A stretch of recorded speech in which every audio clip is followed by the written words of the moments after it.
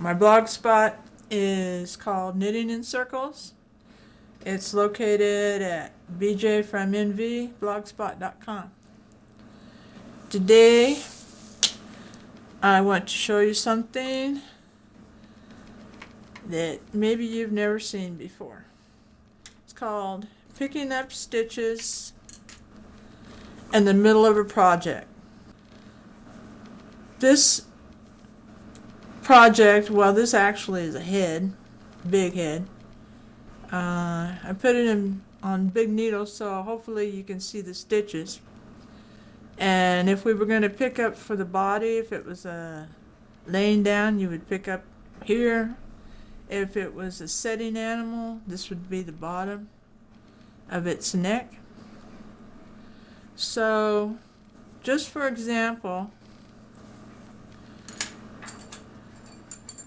I'm going to use a size H hook, and I'm going to pick up 20 stitches. And I'm going to use a contrasting yarn so you can see what I'm doing. 5 stitches this way, 5 stitches this way, and then back up. And it's very important, always pick your stitches up clockwise. If you don't, you're going to run into trouble. Alright, so you just take your yarn, decide wherever, if you're centering. Basically, I just want to show you the basic. This seems to be a mystery project, and I don't want it a mystery anymore.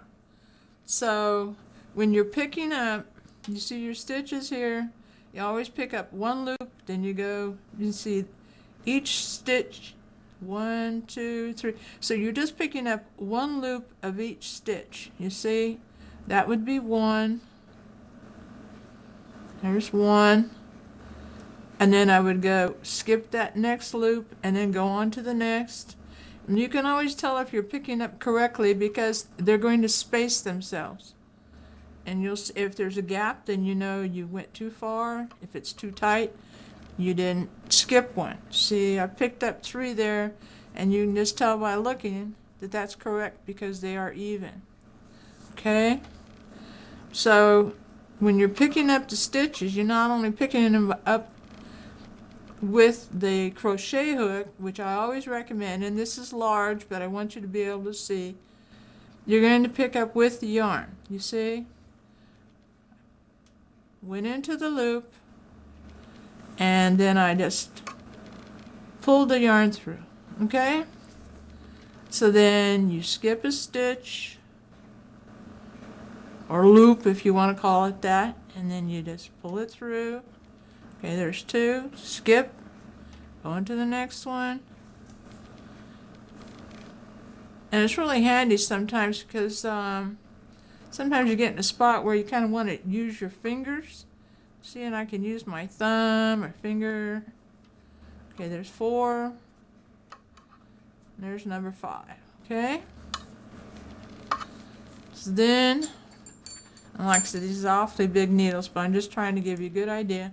So then you would take your 5 stitches, transfer them.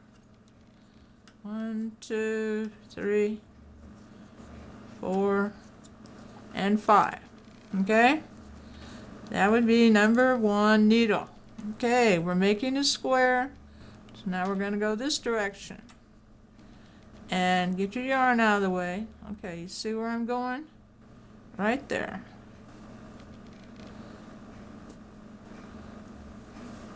There's 1. On to the next. There's 2. On to the next. That's why I love using the crochet hook. 3. 4. There's number 5. Notice how I use my thumb? And you see the crochet hook is the same size as the needle. So your loops will be the same size. That's important too. Alright.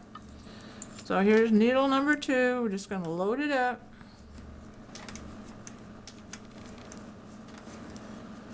Okay. And on to needle number 3. Now try not to get bored. I know your attention span is supposed to be short, but hopefully you haven't seen this before. Alright, there's 1, 2, 3, 4, 5.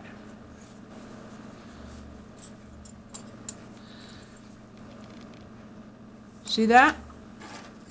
Alright, loading it up. 1, 2, 3, 4, 5. You got 3 needles. You got the last one.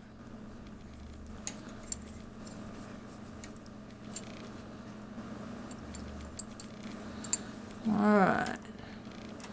Now I can either go down this way, but I think you could see it would be closer to this guy if I come down here. Nothing's written in stone. There's 1, 2, 3,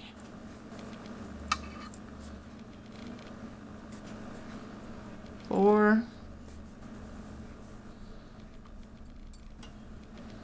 and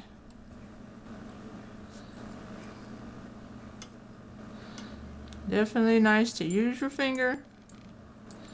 And there's number 5. Alright. Get your needle. Load him up.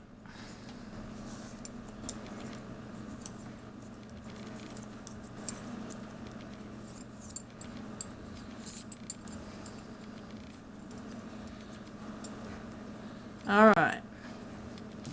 Now, there's your 20 stitches. You've loaded up in a square. Now, tying off the end to make a firm start. So take your beginning end, tie that puppy off, just like that. Just make a knot. Nobody's going to see it. It's going to be on the inside of your work anyway. Now, I want to knit just a couple of stitches because I'm always saying make sure your stitches aren't twisted on your first row. So if you were to pick it up a normal knit stitch, it would indeed be twisted. So on your first row, you've got to go in, pick it up on this side. You see that? And the first couple of rows are probably the most cumbersome. And using these needles, these big needles, is pretty cumbersome.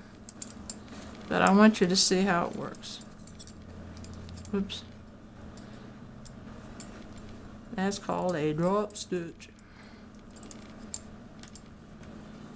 Okay. And then when you go to the next needle, you put this underneath like so. And again, you're going into the front. Otherwise, you're going to twist these stitches.